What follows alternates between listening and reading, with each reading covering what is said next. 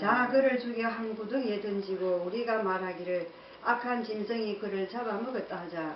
그의 꿈이 어떻게 되었는지를 우리가 볼 것이니라 하는지라. 루벤이 듣고 요셉을 그들의 손에서 구원하라 하여 가로되 우리가 그 생명을 상하지 말자. 루벤이 또 그들에게 이르되 피를 흘리지 말라.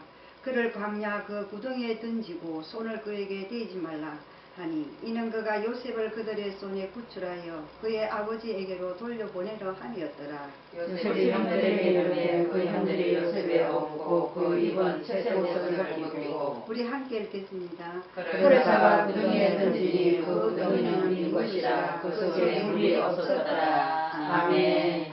오늘은 성공의 비결에 대해서 말씀을 전하겠습니다. 제가 왜 요셉의 생애를 이렇게 전장 37장에서부터 시작하여 50장까지 전체적인 내용을 갖다가 다 읽어야만 하지만 시간상 그러지 못하고 앞쪽에서 한 제목을 바로 붙인다면 성공의 비결, 요셉이 성공하게 된 비결에 대해서 그것이 저와 여러분에게 주시는 하나님이 주시는 교훈인 줄 믿습니다. 우리 이런 말이 있습니다. 노년은 과거에 살지만 젊은이는 이상에 산다는 말이 있듯이 우리는 바로 이 요셉이 꿈을 가졌기 때문에 성공할 수 있었다는 거죠. 저는 한마디로 앞쪽에서 제목을 붙인다면 요셉의 성공의 비결은 꿈을 버리지 않았기 때문입니다.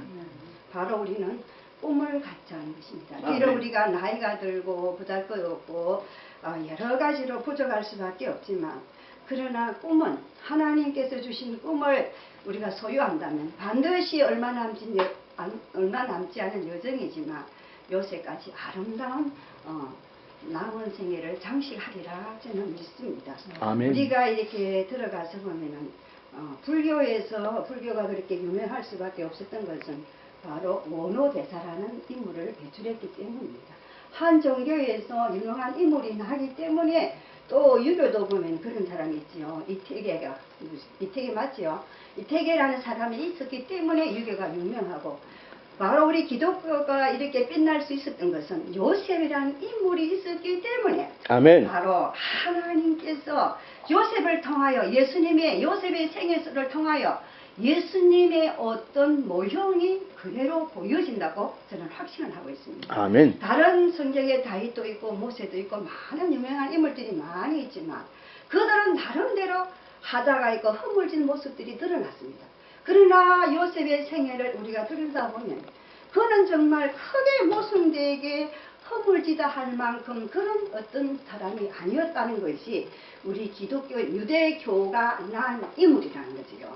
바로 이 유대교에서 그러면 오늘날 유대교 바로 우리 기독교의 자랑이요 예수님의 표상이 바로 요셉의 생애라고 저는 말을 하고 싶습니다. 아멘. 자 그러면은 이 요셉이 어떻게 해서 그렇게 훌륭하고 성공자의 삶이 되었을까? 아까도 얘기했지만 바로 꿈을 저버리지 않았기 때문이었다는 것입니다. 그는 정말로 그 사람의 생애를 들여다보면요. 원형에서부터 문제가 있었습니다. 우리는 보통 가정에서 어머니나 가족 단위를 원형으로 보지요. 부모 밑에서 이렇게 하는데 이 원형에서 보면 그는 어릴 때에 어머니가 없었어요. 친어머니가 없었고요. 여기 앞절에 보면은 어릴 때부터 가족인 이 틀 속에서 미움의 대상으로 미움의 형제들의 시기와 어떤 다툼의 어떤 속에서 서모들 속에 배다른 형제 속에 아버지로부터 각별한 사랑을 받기 때문에 형제의 시기의 대상이요. 거기서 바로 이 사람은 정의의 사람이고 어렵게 살기를 기뻐하고 하다 보니까 형들이 그릇되이 행하는 형제들의 행위의 그릇되임을 아버지에게 고하다. 이거는 우리가 나쁘게 말하면 아주 교사스럽고 교활 이렇게 보지만은 아마 요셉의 성품으로 보면 그것보다는 자기 성품이 정직하다 보니까 그 배단의 형제들이 잘못 살고 있는 모습에 대한 아버지한테 정직하게 말하기 때문에 그것이 고자질로 해서 아마 오해를 받고 미움을 받지 않았나 그렇게 생각합니다. 그러면은 이거 어머니도 없이 성모 3명이나 있지요. 또 배단의 형제가 형님이 10명이나 있지요. 얼마나 그 원형틀 자체에서 좋지 못한 환경에서 살았다는 거예요. 우리는 흔히 사람들이 이렇게 말합니다. 나는 첫 출발이 좋지 못해. 나는 좋지 못한 가문에서 자랐기 때문에 나는 성공할 수 없다 하여 모두가 자기 자신의 꿈을 펼치지 아니하고 우리는 중도에서 나는 이런 자를 하고 나고 되는 자들이 많이 있습니다.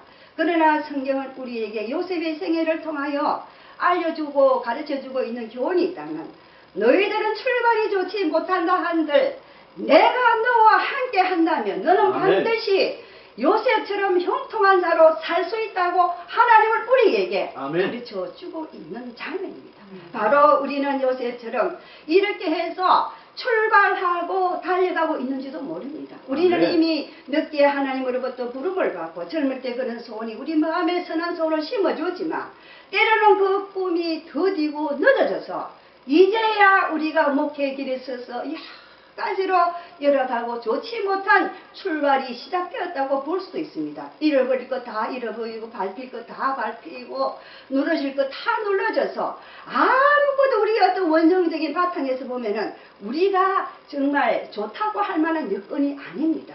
그러나 요셉처럼 꿈을 가지자는 거지요. 버리지 말자는 거지요. 그는 또 주변에 돕는 사람이 없었습니다.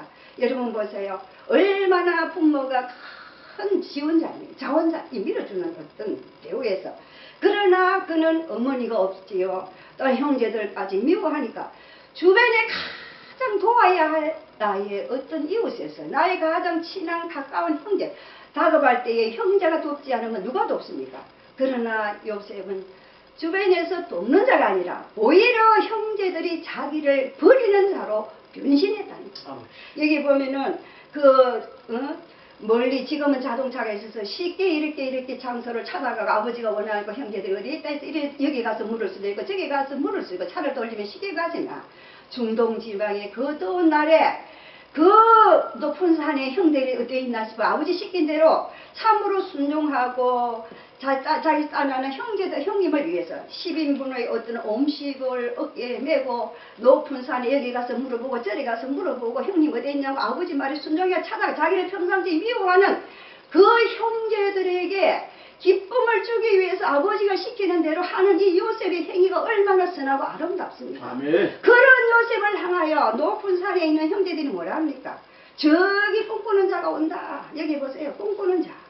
그가 여기 보면 10절 우리 함께 봅시다. 무슨 말씀이냐. 시작. 서로 이르되 19절 시작. 서로 이르되 꿈꾸는 자가 오는다. 오히려 요셉이 평상시에 하나님께서 그에게 계시로 준 꿈을 가지고 그것을 낙을 삼고 희망을 삼고 그것을 이루고 기뻐하고 소원들에게 가슴에 품고 살아가는 요셉을 향하여 저기 꿈꾸는 자가 온다. 우리가 저 자가 오면 어떻게 할꼬? 그걸 공유하는 형제들이라는 거. 그러면 평상시에 얼마나 요셉을 향하여 이 형제들이 미워하고 시기하고 질투의 대상이요. 주변에 돕는 사람이 전혀 없었다고 우리는 해석할 수 있습니다. 하나님은 주변에 누가 나를 돕는 자 하나 없어도 우리는 때로는 목회하고 우리가 이렇게 가다 보면요. 돕는 자가 없습니다. 오히려 예수 오래 믿고 우리의 원형 드린 우리 가족으로부터 우리가 얼마나 멸시와 무시와 천대를 당하고 살아왔습니까? 그러나 이 속에서 요셉의 생애를 통하여 우리에게 주는 교훈이 있다면 하나님이 요셉과 함께하니 옥에 들어가도 그는 형통한 자가 되었다는 거지요. 우리는 주변에 돕는 자 없다 하여 낙심하지 마시고 요셉처럼 우리의 꿈을 저버리지 말아야 합니다. 그리고 요셉은 긴 시간을 인내한 시간을 볼 수 있습니다. 여기 보면은 그가 어릴 때 17세 때 그 꿈을 꿨다고 저는 해석을 하고 싶습니다. 그래서 바로 앞에 서기까지는 30세에 그가 섰잖아요. 그러면 13년이라는 세월을 인고의 세월을 보냈다는 거예요. 하나님 앞에 이미 우리가 결심하고 또 하나님의 뜻대로 살아보기라고 보려고 결심하여 들어온 걸음 속에는 숱한 이 요셉의 생애를 통하여 그가 인내하며 견디며 긴 세월을 참았던 것처럼 우리는 금방 우리가 하는 일에